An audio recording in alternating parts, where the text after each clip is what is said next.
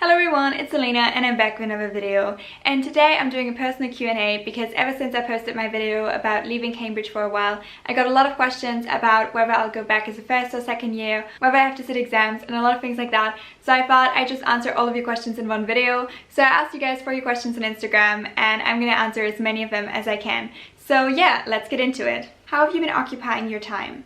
In all honesty, at first I just did nothing because I think I left in such a stressed mindset that I just needed to go and de-stress. So in all honesty, the only productive thing I did was going to therapy in the first few weeks, and other than that I just watched a lot of Netflix shows.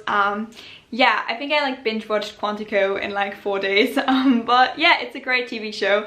So now that I've pretty much exhausted my Netflix watch list, now I'm actually doing productive stuff. So I started to go back and read a few academic things, but also just read for fun. But I'm starting to realize that I can again do things like structure my day and be productive and not feel exhausted after 30 minutes of work. So yeah, the better I've gotten, the more things I've started doing again. How long was your break? My break is still ongoing, but I will be going back in September. So I will have had a break from April to September. Are you interning somewhere this summer? No, this summer I'm really just taking a break from everything and trying to, get myself in a better mental place. Post-undergraduate plans.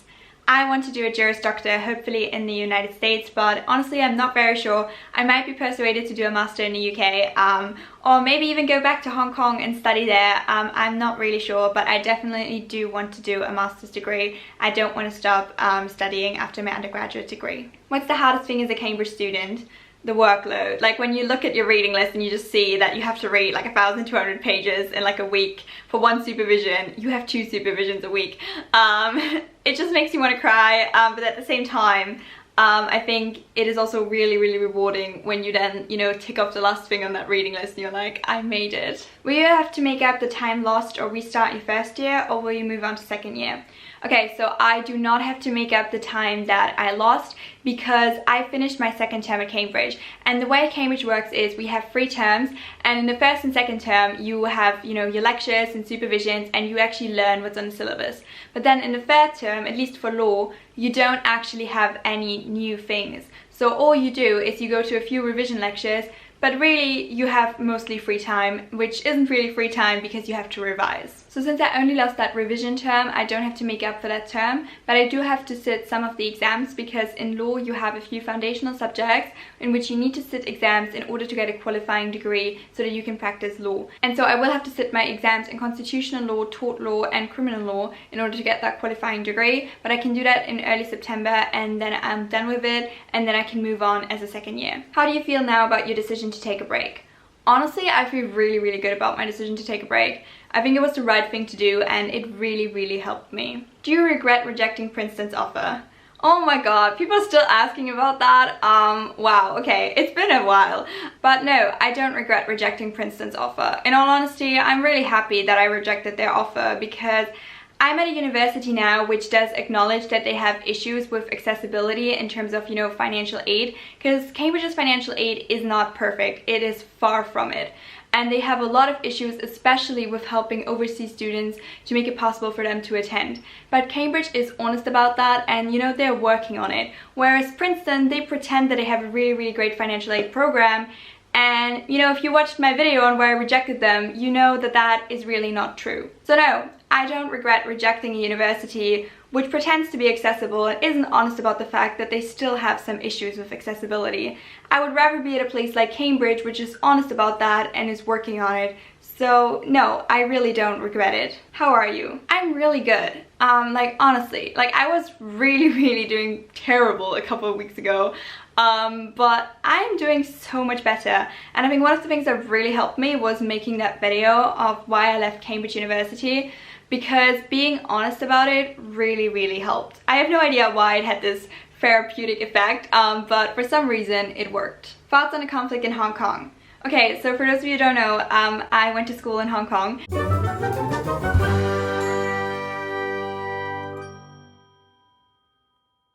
And my thoughts on the conflict, well, okay, I feel like I should separate those because one, there were these demonstrations against the extradition law in Hong Kong, And then there were the demonstrations on the day of the handover, which obviously were, you know, connected in terms of like the theme, but still I would separate these two events. Now, for those of you who don't know anything about Hong Kong, here's a really quick introduction to it. So Hong Kong is a special administrative region. It is technically part of the People's Republic of China, but it operates under the one country, two systems. So Hong Kong is a democracy, which is technically under the Chinese flag. It's represented on the international level by the People's Republic of China, but Hong Kong has its own government and it is quite autonomous.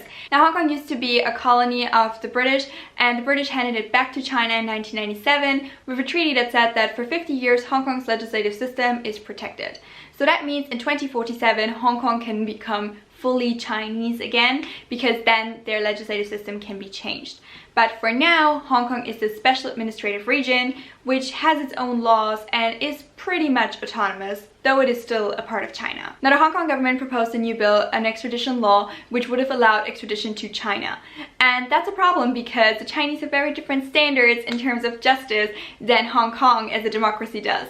So the Hong Kong people were very upset about that and took it to the streets and they demonstrated against it. And regarding that, I'm really proud of Hong Kong for standing up for itself, because I think it's really important to do that, because Hong Kong has a very unique situation. They have all these freedoms right now, but they have an expiration date, which is 2047. And as someone who holds a German passport and, you know, who grew up with all of these freedoms and never really feared having them taken away from her, it's really hard to put myself in that, you know, headspace of like understanding that.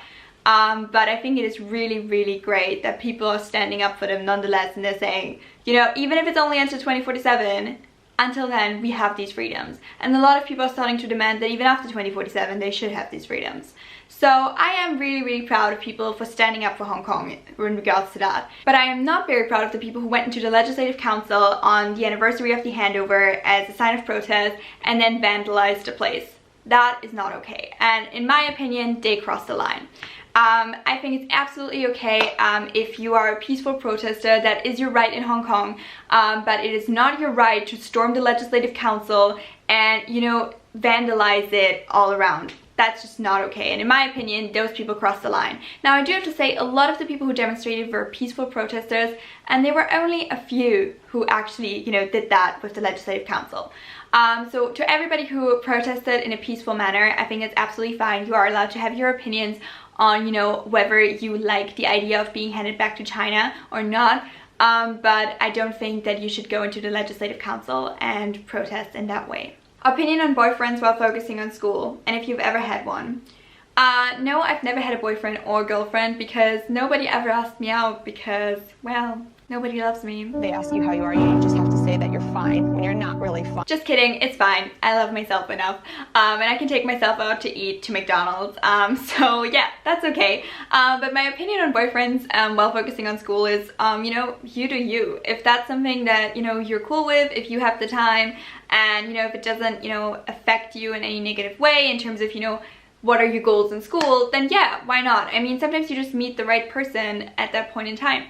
And I think that's absolutely cool. Personally, I wouldn't want to have a boyfriend in school, and I also don't want to date anybody while I'm in my undergrad, because I personally am someone who just puts a lot of work into her academics, and I hate it when people come and they're like, hey, why don't we, like, you know, go and do something for like 3 hours, and I'm like, I really want to finish this reading. I'm a bit of a workaholic, in case you haven't realized. How do you keep yourself occupied without being too much in your own thoughts?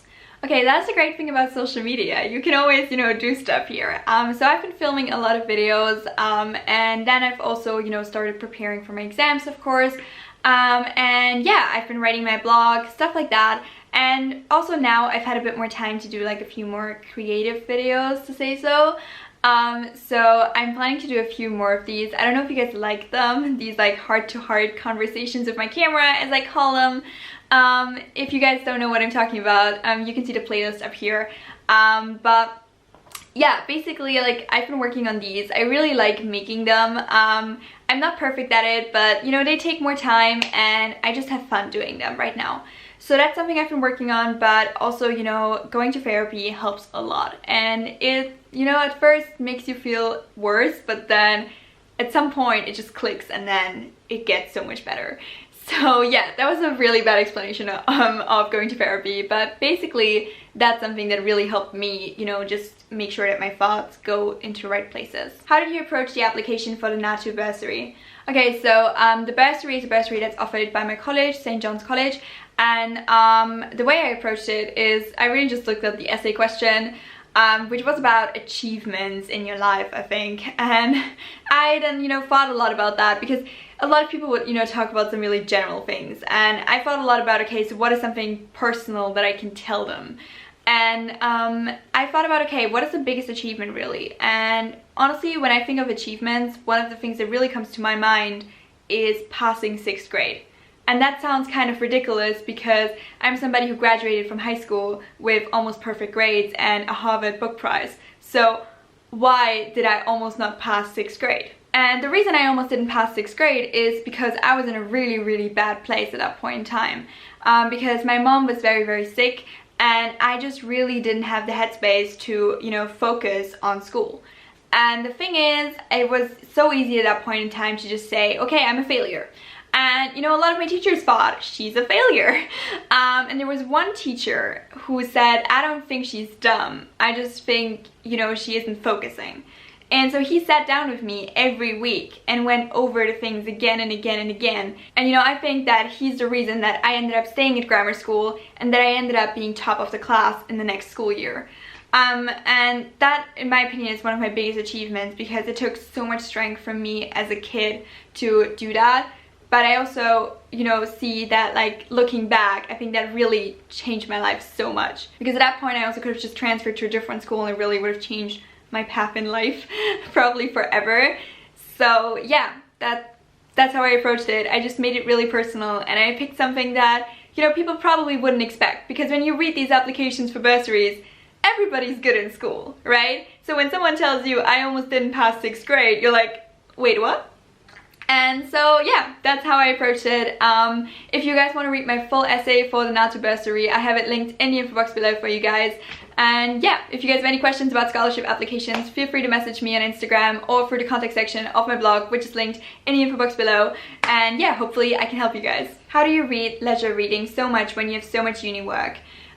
In all honesty, reading for fun is what, you know, keeps me sane while doing all of my university work. So I really need that, and I take breaks from my work by reading for fun. And I think reading as a break activity is so much better than watching TV or watching YouTube, because I feel like when you read, you keep your brain more active in a way. At least that's how it is for me, because when I watch a YouTube video, I become so much more passive and a bit more tired, and then I go back to work and it just takes me so much longer to get back into it. Whereas when I read, I'm a lot more involved in it in terms of like my imagination and, you know, reading all the letters, so that then when I go back to work, I feel de-stressed, but at the same time my brain is active enough to immediately go back to working. So yeah, I really read a lot because I just read in all of my study breaks. Are you going to keep studying law? Yes, I am going to keep studying law, and I'm going to be a second year in university in October. What would you do if you wouldn't go back to Cambridge next year?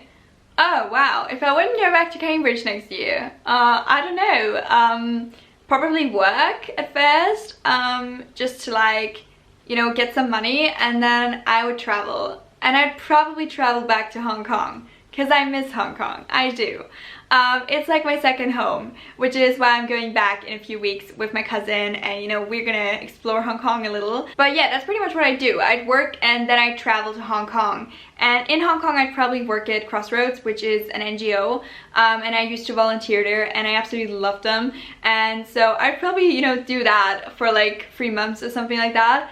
But yeah, then I'd probably prepare to go back to Cambridge, or if I, you know, would have lost my place, then I would write my applications, I guess. So yeah, that would be my plan. What subject are you taking in second year of university? Okay, so in second year of university we have to do 5 papers, but 2 of them are compulsory, which is land law and...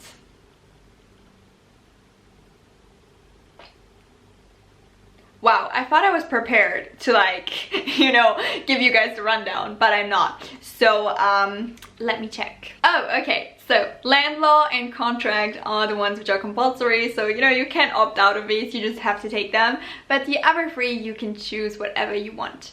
So I will be taking, in addition to land law and contract law, family law, jurisprudence and international law. Video with your rabbit. I mean, why not? Let me just look for her and yeah, I'll go and get her. 5 minutes later. So yeah, here she is. Her name's Elena, but we just used the short version Mimi, because if you scream Elena, she's like gone, like long gone by the time you finish. So that's why we just used the short version. And Mimi actually had a surgery a few weeks ago, so you can actually still see it on the other side. So this is what, you know, her fur normally looks like on her cheek, but she had a tumor on her other cheek. So that's why right now there's like really short fur growing there. You can see it a little. Yeah. So because they had to shave her, obviously, in order to, you know, get rid of the tumor. And we were really scared of doing that because she's 10. And that is a quite high age for a rabbit. But yeah, so far she's taken it really well. And I think we did her a huge favor because the tumor really started to bother her because of the size. So yeah, so far she's recovering really well. So yeah, that is a little cameo of my rabbit. And yeah, that's it for today's video. I hope you guys enjoyed it. Thank you guys so much for watching. Have a nice day. Bye!